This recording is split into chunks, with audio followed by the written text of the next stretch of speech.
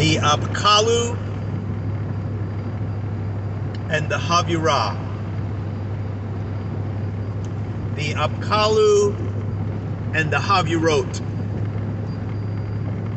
Okay, quickly. The kingdom that overcomes the present kingdom of darkness, the sphere of influence, the operating atmosphere that overpowers the powers of darkness, is a group of friends. A group of friends who are directly in supernatural connection with the omnipresent friend, Yeshua. Luke 24, Road to Emmaus. Our supernatural friend disguises himself. His face is hidden or transformed by angels or something. And the brothers, who he was close with for years, do not recognize him. The brothers invite him into their home in the evening, at nighttime, when the supernatural friend breaks the bread.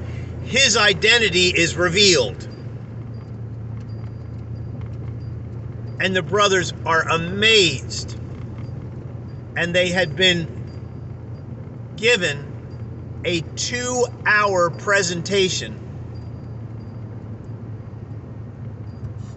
of all of the predictions in the Hebrew scriptures regarding the coming of a supernatural visitor, which is what Christ or Messiah means. A fully supernatural visitor from the other realm, from the spirit realm, from the heavenly realm, from the realm that humans cannot understand. The predictions. He recites the predictions. That's his first teaching in his resurrection form. He tells the women, go tell those guys to meet me. That's the voice of a woman to men. Go meet Yeshua. Go meet God. And then come back and talk to me. Go connect with God. So Yeshua connects with them by surprise. He recites every single messianic prophecy. When he breaks the bread, his identity is revealed. And then he disappears. These two guys walk 7 miles, at least 2 hours, in the dark, at nighttime, with no flashlights. What do they got? Torches? I don't know. They could be well-paved roads. They walk 7 miles back to Jerusalem just to tell all the other friends of Yeshua, the master appeared at our table. And while they are talking, he shows up in Jerusalem with the guys. Hi, you guys got something to eat? Yeshua, in his resurrection form, is proving that he is now omnipresent. He is everywhere on the earth at once. And especially in the breaking of the bread. If you go back in the Old Testament, the concept of eating the tithe in God's presence is a picture of having a meal with the prayer people in the presence of the Creator Spirit. It's basically a meal with God. That example is in the scripture. Then, if you study Second Temple Judaism, you've got the CHAVUROT, which is the family group meeting of a bunch of families and single people. And then there's the synagogue, and all kinds of people meet there. But the Havurah is the ones who are of like mind and heart and look out for one another. And then you've got the temple. And the temple is where the real hot action is. But the atonement for sin is in the friend group. It's called Havurah, which means friends. It's not a family group. It's friends. Friends of the law of Moses and the God of Israel. So it's the Havurah where they nurture a little lamb and they read the sin lists of the entire year and all the sins that us goofy people made against the covenant of Moses across the past year.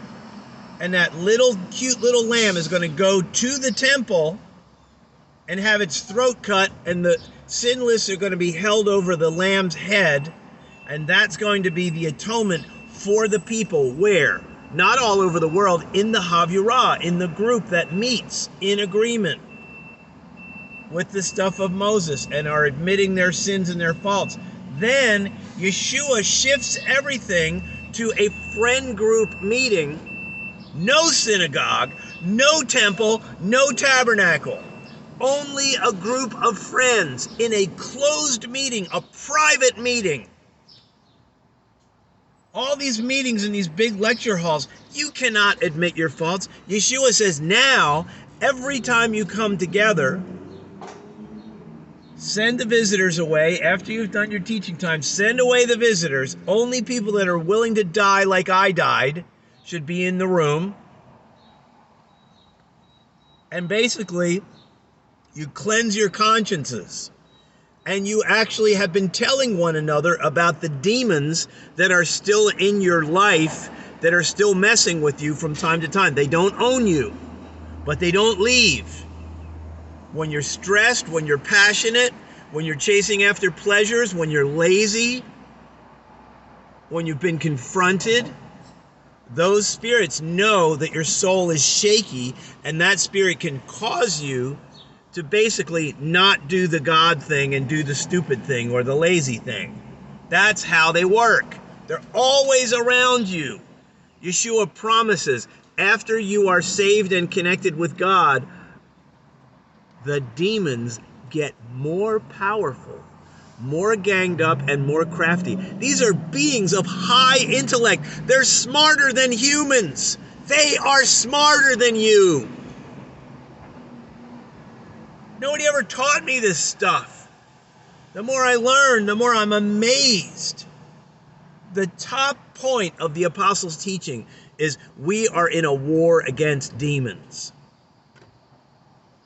And to act like, oh, all the demons went away and now I'm saved and everything's cool, let's just wave a Jesus flag, that is tragically wrong. Running after salvations can be dangerous if you're not setting people into the place where there's the atonement for sin continuing in the friend group, where your weaknesses and the things that you've avoided are exposed so that your own soul is okay. That's the deal. The APKALLU. The APKALLU are the sons of God, the wicked spirits that have been assigned over every nation of the earth. But Israel is my inheritance, God says. But then when Yeshua comes, any Israelite that rejects Yeshua, guess what? There are wicked spirits assigned over Israel and over the Jewish lineages as well. And how God's going to deal with all that in the end, I mean, He's going to have to sort that out. But you have no clue about what the real details are. And your eschatology and your rapture details and your millennium details, those are sketches of what's going to happen. But if you get all highfalutin about your millennium and eschatology, you can divide people. Your job is refreshing people, not debating about issues that are not clear. It's marvelous. God's mind is higher than human minds. And there are things that are not clear. But what is clear is you don't get involved in politics. And you don't get involved in military service at all. Why? Because there are demons assigned over every government and every nation of this earth. And the only nation that battles effectively against that dark nation is the friend group in communion, where men know their demons and they smile and they say, okay, I'm crazy in this area and crazy in that area, and you just need to pray for me because these are my two continuing weaknesses. I've had these problems since my youth. But if men are not sitting together and admitting their demons and their faults, think about Achan. Achan had a spirit of selfishness on himself, and he was disobedient to God, and he took some stuff. But guess what? The man over the house sets the spirit over all of his constituents. That's why Achan and all of his women and all of his children and all of his employees and all of his animals are all destroyed. Because the man over one house brings in demonic bad stuff.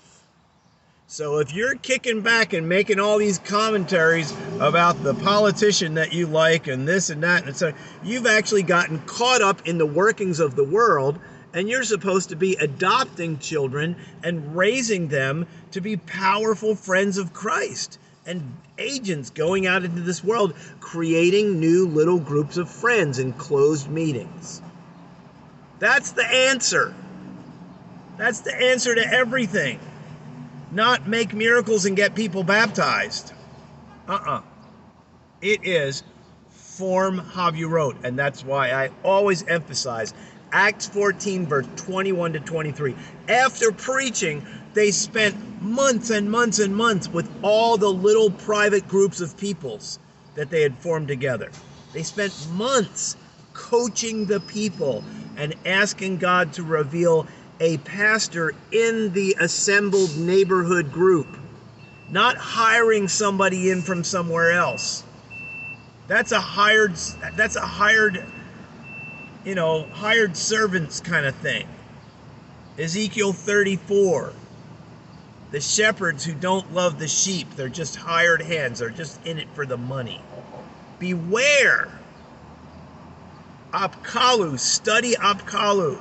The idea of the APKALLU is that those demons that God assigned over all the nations, God divorced himself from humankind. He was like, I'm tired of these people. I'm going to take you nasty, disobedient angels, and I'm going to assign you over all these nations. These are powerful beings of high intellect. And all the pictures of the ancient kings, this is like before Abraham. All the kings have behind them a figure, an eagle, a snake, a dragon. That's the images of the spirit beings that are assigned to kings. And because those spirit beings are assigned to kings, that's why the kings have their power. It's a dark side power. So don't you dare let your child cheerfully say, I want to go into the military. That troubles my soul. That makes me want to stand up and scream. Do you know, can you see what's going on now in America? And the forces of the Vatican, Tower of London, and the District of Columbia? Oh my gosh, it's terrifying. The APKALLU and the Chavurot.